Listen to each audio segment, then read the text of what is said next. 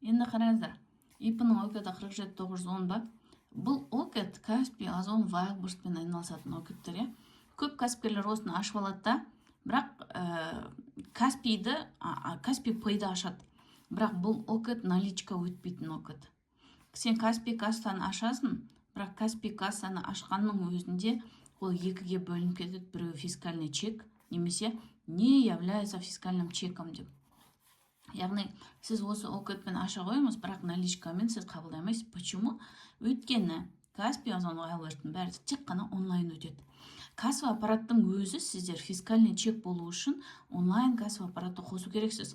Одан кейін чек басылған кезде сізде фискальный чек шықты ма, шықпады ма? Жоқ әлде фискальный чек QR-мен шыққан кезде астыңғы жағында не является фискальным чеком деп тұратын болса, онда сізге кассовый аппаратты қосу керек деген сөз. Өйткені обязательно бұл фискальный чек болуы шарт.